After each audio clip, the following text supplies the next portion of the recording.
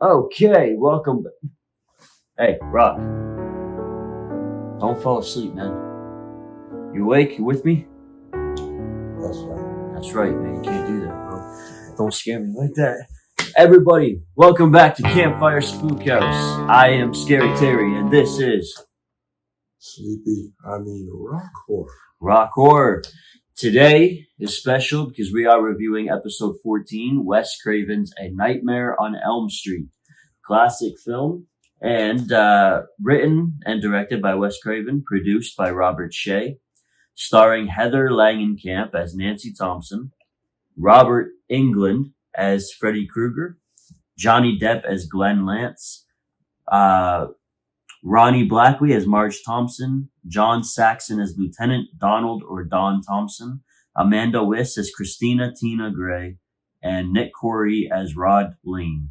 And the description is teenager Nancy Thompson must uncover the dark truth concealed by her parents after she and her friends become targets of the spirit of a serial killer with a bladed glove in their dreams, in which if they die, it kills them in real life. Intense. Budget, the film was shot at 1.8 million and its box office return was 57.1 million. Now this film evidently spawned a franchise. Mm-hmm. I love the creative concept of the movie. I think that's why it speaks to me a lot. I love that the idea of being attacked in your dreams at your absolute subconscious and your most vulnerable. Overall, what do you think the themes of the film? Any cultural messages or social themes that you picked up on when watching? So this one was kind of. You're right in that this one was more unique. Yeah. So it wasn't that easy to pinpoint like a cultural message or anything like that. I just remember that the kind of idea of don't fall asleep. Mm-hmm. The boogeyman thing. Yeah. So at least as I remember it as a kid, when first kind of seeing it or being aware of it, mm-hmm. that was the impact at the time. It was more like kids being afraid to go to sleep, mm-hmm. And I mean for good reason. Yeah, yeah. Absolutely. I get it. Watching it now, even I get a sense of control. Mm-hmm. Or therefore a feeling that's out of not being able to control not being able to have control in this situation, especially in your dreams. I feel like it is a story of trying to alter or change that which cannot be. Mm-hmm. Is sort of the message that I picked up on while watching the film. I just love, as I said, the concept, the story. I think when I compare it to other franchises like Friday the 13th or Texas Chainsaw or Halloween, these movies always amused me more. Mm-hmm. And I know that we have mentioned before that we're sort of new to the horror genre and we haven't watched a whole lot of them, but Freddy is one that I did sort of drift in and out of as a kid. And whenever it was on, it was always kind of amusing to me and entertaining. Mm. I can't say for the sequels, though, that I enjoy them as much as the first, as this Wes Craven one. Yeah. They get kind of cheesy and more cliche after a while, the further on you go. But I really do love the way that this film was directed. I love the direction. I love the creative approach that they took with it. I do not like the very ending, last final scene, which we'll get a little more in depth with later on. Mm-hmm. But let's talk about the camera angles and shots. How did you feel about the way that they were exercised in this film? How they were done? This was a movie that had a lot of it's like I would say like Kubrickian shots, meaning like there's a lot of images that kind of led into or left from. But like basically, if your characters were in any given place, it would be this very kind of pretty scene. Yeah. And then they would leave and transition into something else. It was definitely something to look at with intention. Yeah. But not as obvious as some of these other lower budget movies that we've come across, because they weren't moving the camera as much. You tell that the camera was in a more traditional stance, probably on some sticks. Yeah. The camera shots I found to be very atmospheric in this movie. I mean, because you're going kind of between two worlds, where the real world and then the dream sequences that they're in. The dream sequence, with the change in the lens, or I'm not even sure how they did dream sequences back then, but you could tell there's a difference, and you're going back and forth, and it creates, especially as the movie goes on, it creates this sense of like eeriness, uncanniness. I think it's great the way that this film was done, because I really like whenever we're in Freddy's world. Yeah. It seems that the shots in the film, they change rapidly, meaning that it's very unpredictable and out of control, which says to me that Freddy's in charge of that world, right? That's his world that they're in their dreams. And everything is done more cleaner, more precise when it's in the real world. Yeah. I just really love the transition and the change of that. Yeah. And I love how Freddy always, it seems anytime he presents himself, you see the hand and it moves a certain way, or it comes up into the screen and it fades real quick. And then it'll show, his face is always hiding behind something. Yeah. And then you'll see, like you'll be behind a wall or something, but there'll be like an opening, like a gap in the middle. And that's where like his face will show when he sees them. And then he's out of frame real quick. And I love how all of that was done. Yeah. It was very creative. It was clever. And then it's one of those films that you're watching where it becomes really intense and you're kind of tagged along for a ride, because you're wondering, okay, this seems like a situation that nobody can really get out of. So how are they going to defeat someone like Freddy, who's already dead, and you're sleeping? I mean, how do you even come back alive afterwards? How do you fight? How do you and then the creative concept of bringing him back into the real world out of the dream was all fantastic. It was great. I love the camera work. Let's talk audio. How did you feel about Foley? Foley was great. Mm-hmm. So, I think this is one of the things that I appreciate about a lot of these horror movies. A lot of them are lower budget, so they put a lot of money into the Foley, because if they don't have the camera, even if they don't have the acting, if they don't have the story, the sound usually makes up for it. This is no exception. Yeah, we mentioned that last episode for Friday the 13th. This is no exception. The soundtrack is also really cool. I mentioned the music is great. I mentioned that music sounds to me like crickets. Yeah, it's like crickets then mixed with some other sound effects in order to create this kind of eerie and hallucinatory sort of dream world, and kind of just kind of uncanny music that just stands out. Yeah, but it's not. It's also some familiar at the very least to the genre. Yeah, it's weird too, because it's like this kind of music. It feels very iconic when you're watching the movie. But then, like, outside of the movie, like, how often do you really hear Freddy Krueger, Nightmare on Elm Street music even being spoofed? Yeah. Like, you don't really see it a lot. So it like stands out on its own, but it's not like mimicked a lot. It has the elements, but it's missing enough that is probably why it doesn't get mimicked. Yeah, true. That makes sense. Yeah. Yeah. Going back to Foley a little bit, how'd you feel about sound effects? Yeah, sound effects, they were good, but par for the course with regards to the time they were in. It's not like some groundbreaking or breakthrough. Similar sounds to what you would hear in other similar movies of the time. But all used very well, nothing goofy and out of place. Yeah.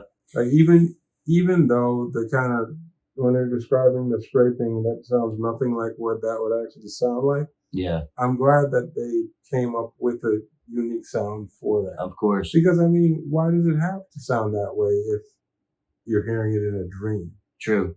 It also could be heard differently in everyone's dreams, right? It sound like Link's playing the ocarina. Yeah. If you wanted it to. Yeah.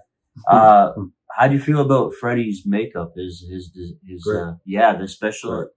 I did appreciate it. I like the glove that they had, the nails for fingers, the knives for fingers.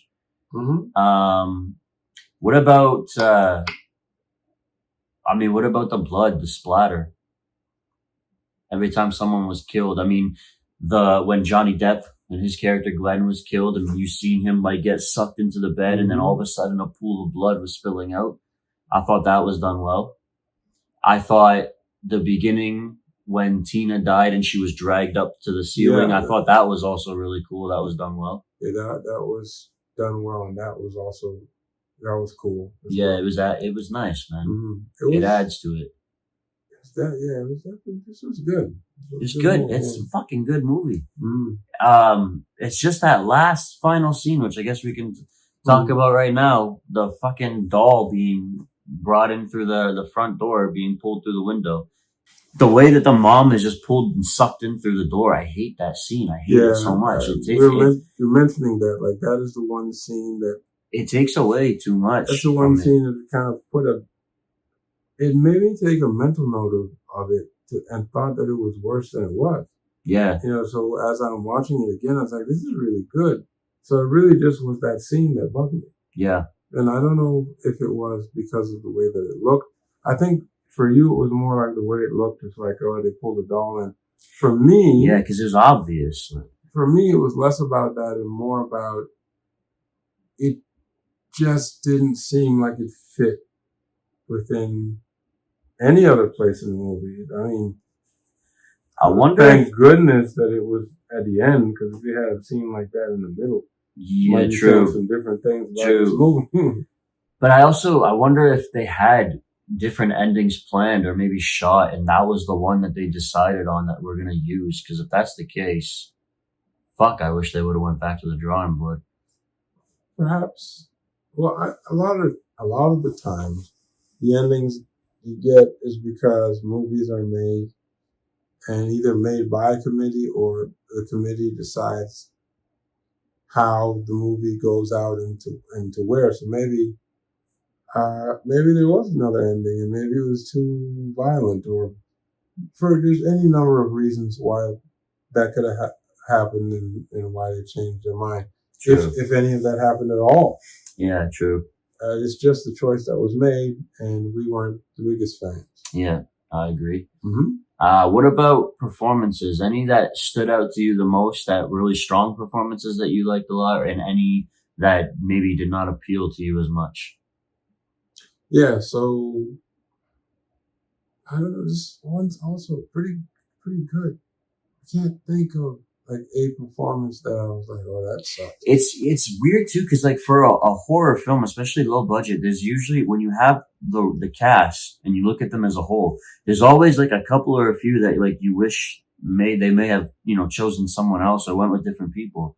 However, I think it might not have been like a top-notch stellar cast, but they were all very well done. And what I mean by stellar cast is it wasn't a bunch of well-known actors and actresses. Yeah. But they all did exceedingly well. And very believable. And for a film like this, where it does sort of play on fantasy a little bit and the dreamlike world, you have to be convincing. Yeah. So it worked really well. I thought everyone was great in it. And it was nice to see Johnny Depp and the start of his career. Yeah, he was especially young. Yeah, Because 2021, I think, 1984 when it came out. Yeah, it That he was. prior to 21 Jump Street. Yep. Mm-hmm. No, exactly. I'm happy he moved past that show though and got the serious film career that he earned. Mm-hmm. Film career. Or film career, whichever. Yeah, whichever. Honestly, it could either or. More like a film career now. But the main actress Nancy, it was like something when I was a kid trying to watch a movie. There was something about her that I didn't really like. I think maybe just the face. It was kind of weird, but the performance is very, very good, man. I really enjoyed her performance. It's very solid. Yeah. I think the guy that played Rod Lane, the delinquent one in the jail that got arrested and was accused of the murder of Tina, I thought he was really good. I would kind of wish we would have saw more of him. Yeah, but I mean, he kind of fit his purpose. Yeah, true. The girl that played Tina, she was also really good in it. Yeah. Very brief, too. She was the first one I got. Let's talk about Robert Englund, the number one, the one who played Freddy Krueger. Yeah. How you feel about him? One of the best. Yeah, he's just one of the best in terms of the kind of scary movies that kind of shook people to their core. Yeah. In the 80s and 90s. He has like that sort of comedic tone that he adds to it. His twisted and demented personality. I really like him a lot. I don't know if you watched the remake of A Nightmare on Elm Street from 2010, where it had Jackie Earl Haley play Freddy Krueger, and that one I actually really, really enjoyed. I can't remember if I partook. It might have been something that I protested against just because. Right. Yeah. Well, we'll get there in due time to that one. Mm-hmm. But Wes Craven, are you familiar with others of his work? I mean, how do you feel about him as a filmmaker? I think he's, once again, one of the best.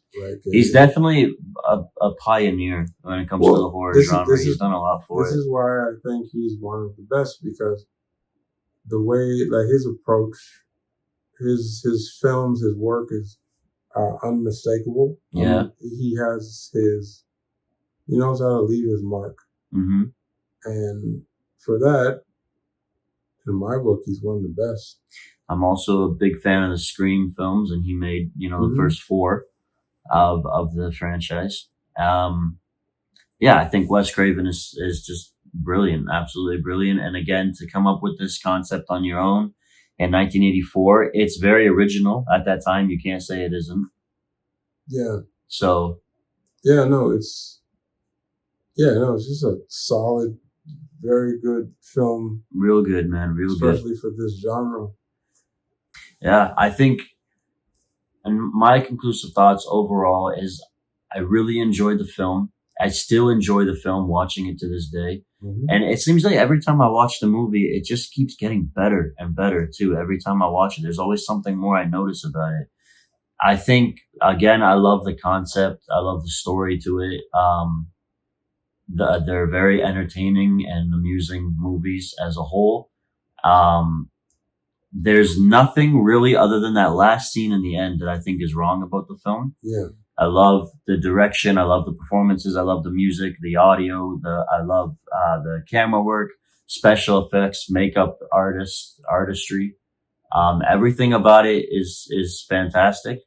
So I think out of 5 jump scares, I give this movie a 4.5, and I feel very good about that. How are you feeling, Rock? I think that I give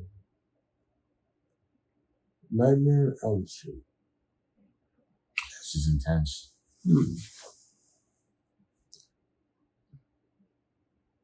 Yeah. I'm gonna go a little bit higher. Oh, okay. Interesting. I'm gonna go 4.6. 4.6, you dick. Just to one up you by 1. 4.6 from Rock Horror, 4.5 from me. Everybody let us know what you think of A Nightmare on Elm Street. Leave your comments below. Don't forget to like and subscribe to our channel. If you have any movies, any of your favorite films that you want to see reviewed, let us know and we will review them and give a shout out to you. Yeah. Really loving the horror movies that we've been reviewing. I'm enjoying this a lot. There's so much more for us to learn, but at the same time, already 14 episodes in, it's been an adventure, and I'm starting to now finally pick up on reasons why you guys love horror as much as you do. And we're really happy to be a part of this. We are. And so don't forget to tune in next week because we will be reviewing for episode 15. It's going to be, again, work of Wes Craven, Scream. So we're going to review that, and it's going to be a fun time because that's one of my favorite franchises as far as the horror genre is concerned.